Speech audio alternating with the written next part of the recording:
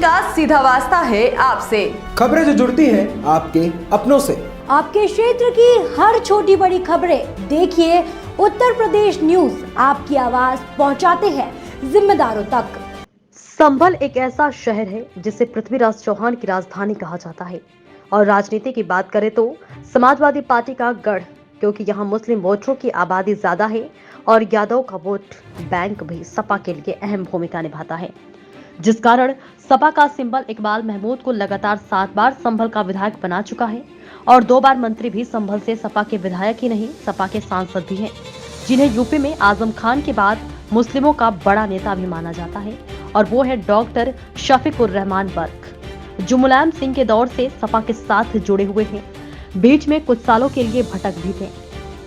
लेकिन अब फिर सपा में अहम भूमिका निभा रहे हैं। विकास के नाम पे तो संभल में ज्यादा कुछ नजर नहीं आता, पर सपा से विधायक और सांसद होने के कारण माना यह जाता है कि संभल चेयरमैन की गद्दी तक पहुंचने का रास्ता इकबाल महमूद और डॉक्टर शफीकुर रहमान बर्क से होकर गुजरता है। लेकिन इस बार संभल के नगर निकाय चुनाव में एक अलग ही खेला हो सकता है, क्योंकि यूपी निकाय चुनाव में संभल में समाजवादी पार्टी में बगावत शुरू हुई है। सपा प्रत्याशी संभल विधायक इकबाल महमूद की पत्नी रुखसाना इकबाल के खिलाफ सांसद डॉक्टर बर्क ने अपने प्रत्याशी का ऐलान करते हुए निर्दलीय प्रत्याशी को समर्थन देने की घोषणा की है। यानी पार्टी एकजुट होकर एक प्रत्याशी को चुनाव नहीं लड़ा रही है, इसलिए सपा सांसद और विधायक एक दूसरे के खिलाफ खड़े नजर आएंगे और सपा का वोट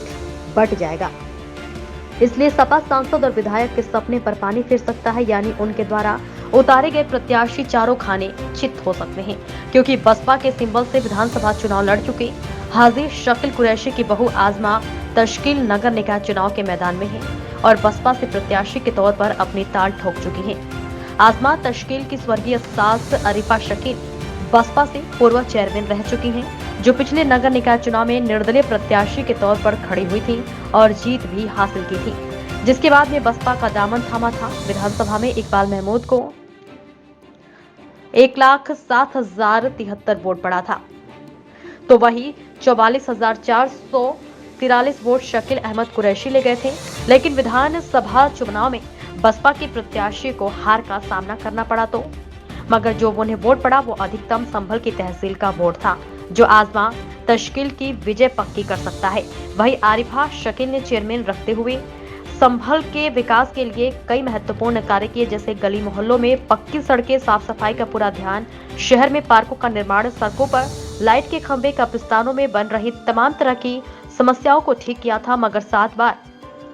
सपा विधायक होने के बाद भी इकबाल महमूद पर आवाम का इल्जाम लगा रहता है कि विधायक को शहर के लिए जिस तरह से काम कराने चाहिए थे वह नहीं कराए। न ही सपा सांसद ने संभल के लिए कुछ ज्यादा खास किया, तभी तो रोडवेज रेलवे स्टेशन के हालात तो बद से बदतर हैं और बच्चों की शिक्षा के लिए ना कोई यूनिवर्सिटी है। इसीलिए संभल में बदहाली का आलम आज भी बदस्तूर बरकरार है और अब सपा सांसद और विधायक का आमने सामने खड़ा होना ये साफ दर्शाता है कि संभल की सपा में 2 फाड़ हो चुके हैं, जो संभल से सपा की हार और बसपा की जीत का मुख्य कारण बन सकता है। सूत्र ये बताते हैं कि संभल विधायक इकबाल महमूद की पत्नी रुखसाना इकबाल का चुनाव लड़ने से विधायक के कई करीबी लोग भी नाराज हो चुके हैं, जिनके पीछे संभल का एक बड़ा वोट बैंक चलता है। तो वही आजमा तश्कील को कुरैशी बिरादरी का भरपूर समर्थन मिल सकता है और शायद यही कारण है जिसकी वजह से आरिफा शकील निर्दलीय चुनाव लड़ने के बाद भी